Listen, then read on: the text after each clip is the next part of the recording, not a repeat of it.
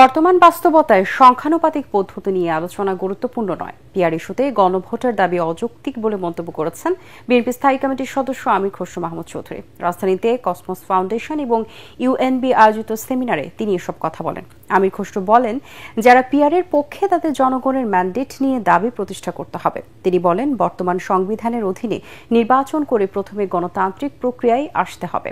গণতন্ত্র প্রতিষ্ঠায় জনগণের ভোটে নির্বাচিত সংসদ প্রতিষ্ঠার কোনো বিকল্প নেই। এতে বিভিন্ন দলের নেতারা বলেন, ধারাবাহিকভাবে সুষ্ঠু নির্বাচন আয়োজন করতে পারলেই সব সমস্যার সমাধান হবে। যে বিষয়গুলো তো ঐক্যমত হয় নাই, আপনি কি সবগুলোর উপর এখন কি গণভোটে জিততে পারবেন? তাহলে এই প্রশ্নটা কেন আসছে? আমি এই কি বলবো, পিআরের জন্য আমাকে গণভোটে যেতে হবে কেন? আমাদের তো প্রত্যেকটি দলের অনেকগুলো ইস্যু আছে যেগুলো ঐক্যমত হয় নাই। তাহলে ওই যদি গণভোটের প্রক্রিয়া আপনি যেতে চান, আগামী 2 বছর তো আপনাকে গণভোটই করতে হবে, পরিবর্তন করতে হয়। প্রথম দায়িত্ব হচ্ছে আমাদের বর্তমান সংবিধানের আওতায় নির্বাচন করে গণতান্ত্রিক অর্ডারে আমাকে আসতে হবে আগে।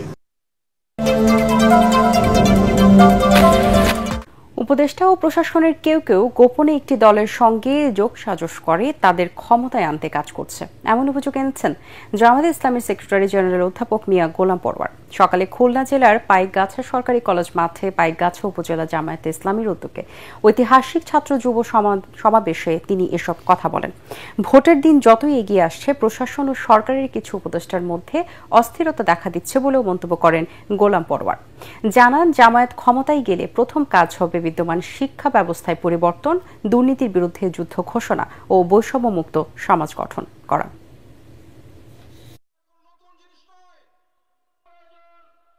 এই সরকারকে সহযোগিতা করতে আমরা ওয়াদা করেছিলাম, কিন্তু আমরা মাঝে মাঝে দেখতে পাচ্ছি নির্বাচন যত আসন্ন হচ্ছে, প্রশাসন এবং সরকারের অভ্যন্তরে কিছু উপদেষ্টাদের মধ্যে কেন যেন একটু অস্থিরতা দেখা যাচ্ছে। আমরা রাষ্ট্রযন্ত্রের গুরুত্বপূর্ণ জায়গায় বসে আছেন, কখনো কখনো একটা বিশেষ দলের চাপে যেন তারা নথি স্বীকার করছেন। ভোট গ্রহণের সময় নিরাপত্তার বিষয়টিকে বড় চ্যালেঞ্জ হিসেবে দেখা হচ্ছে বলে জানিয়েছেন প্রধান নির্বাচন কমিশনার এএমএম নাসির উদ্দিন। সকালে চট্টগ্রামের লোক সমাজ প্রশিক্ষণ কেন্দ্রে নির্বাচন কর্মকর্তাদের দিনব্যাপী কর্মশালার উদ্বোধনী অনুষ্ঠানে তিনি কথা বলেন। এ সময় সিইসি বলে, নির্বাচন করা কমিশনের একার কাজ নয়, আইন শৃঙ্খলা বাহিনী সহ সংশ্লিষ্টদের সহযোগিতা নিয়ে এটি করতে হবে। আইনের শাসন কাকে বলে আগামী নির্বাচনে দেখিয়ে দেওয়া হবে বলেও সতর্ক করেন তিনি। সিইসি আরও বলেন, নির্বাচন কর্মকর্তাকে সর্বোচ্চ ক্ষমতা দেওয়া হবে যাতে তারা ক্ষমতা প্রয়োগ করতে পারে।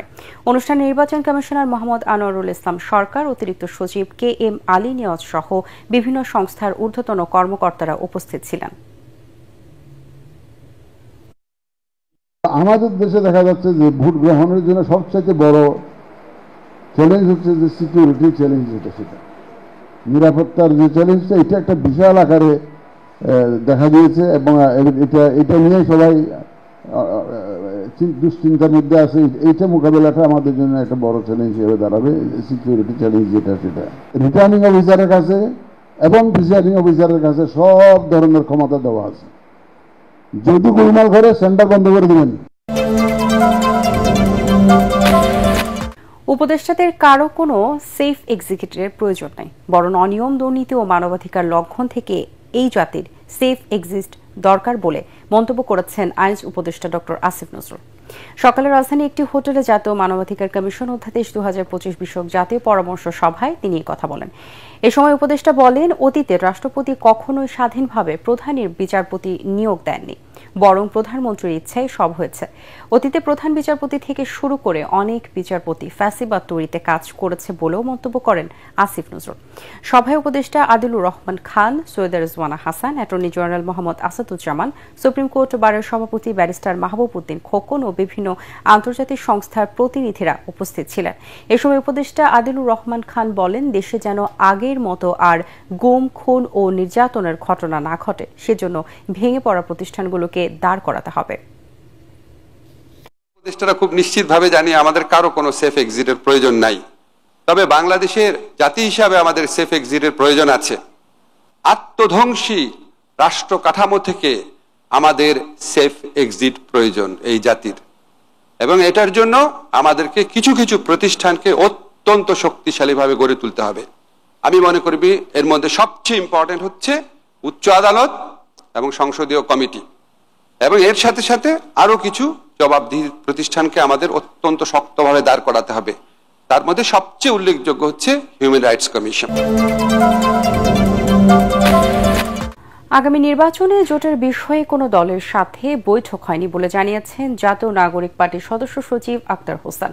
তবে জাতীয় স্বার্থ রক্ষায় আদর্শিক জায়গা থেকে প্রয়োজন বিবেচনায় জোটের ব্যাপারে আলোচনা হতে পারে বলে জানান তিনি। রংপুরের বেগম রোকেয়া বিশ্ববিদ্যালয় এলাকায় আবু সাইদ চত্বরে নেতা কর্মীদের সাথে শুভেচ্ছা বিনিময় শেষে সাংবাদিকদের আক্তার এসব কথা বলেন।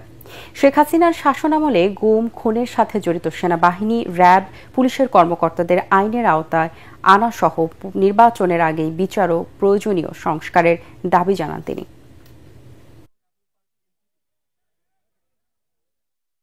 যে নির্বাচন, সেই নির্বাচনে এখনো পর্যন্ত জাতীয় নাগরিক পার্টি কোনো দলের সঙ্গে জোটের ব্যাপারে আমরা আলাপ আলোচনা করি নাই, কিন্তু আমরা মনে করি যে বাংলাদেশে জাতীয় স্বার্থকে রক্ষার জন্য, বাংলাদেশের মানুষের স্বার্থকে রক্ষা করার জন্য যদি কারোর সঙ্গে জোটের প্রয়োজনীয়তার জায়গা তৈরি হয় আদর্শিক মিলের জায়গা থেকে, একই সাথে বাংলাদেশের প্রয়োজনকে বিবেচনায় রেখে আমরা সে ধরনের জোটের ব্যাপারে এখনো পর্যন্ত ওপেন রয়েছে। কেন্দ্রীয় শহীদ মিনারে ঢাকা বিশ্ববিদ্যালয়ের সাবেক অধ্যাপক ও শিক্ষাবিদ সৈয়দ মঞ্জুরুল ইসলামকে শেষ বিদায় জানানো সর্বস্তরের মানুষ। সেখানে শেষবারের মতো তার কফিনে ফুলে শ্রদ্ধা জানান দীর্ঘদিনের সহকর্মী, শিক্ষার্থী ও স্বজন সহ সর্বস্তরের মানুষ। এ সময় বরেণ্য এই লেখককে শ্রদ্ধা জানাতে আসেন উপদেষ্টা আসিফ নজরুল ও সৈয়দা রেজওয়ানা হাসান। তারা বলেন, শিক্ষাবিদ সৈয়দ মঞ্জুরুল ইসলামের চলে যাওয়া সাংস্কৃতিক অঙ্গনে অনেক বড় শূন্যতা তৈরি হবে। আরও জানাচ্ছেন খায়রুল ইসলাম।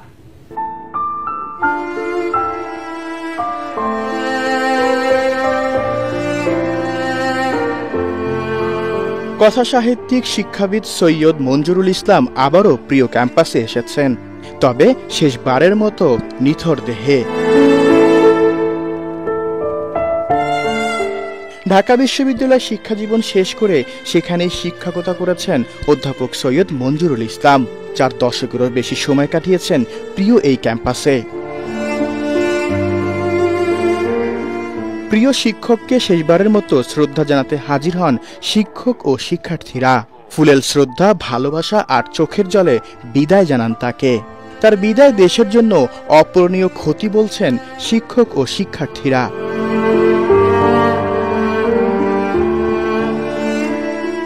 স্যারের স্মৃতি, স্যারের অবদানকে মাথায় রেখে আমি সামনের পথটুকু চলতে চাই। স্যার সবসময় থাকবেন আমার সাথে। নাম যশের দিক থেকে তিনি প্রথিত যশা, তিনি স্বনামধন্য একজন শিক্ষাবিদ, সাহিত্যিক, গবেষক। যে ইংরেজিতেও তার ব্যুৎপত্তি আর বাংলাতেও সে একটা নতুন, সে বলা যায় যে একটা খুবই সাধু। এই শূন্যতা সহজে কেটে উঠবে এটা বলা যাবে না। সকাল 11টায় কেন্দ্রীয় শহীদ মিনারে নেওয়া হয় তার মরদেহ।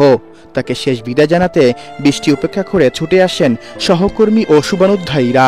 এইভাবে একে একে আমাদের বাতি ঘরগুলো নিভে যাচ্ছে। আমার ভাই আসলেও একজন ভালো শিক্ষক তো ছিলেনই, তার সাথে সাথে তিনি সকলের প্রাণের মানুষ ছিলেন।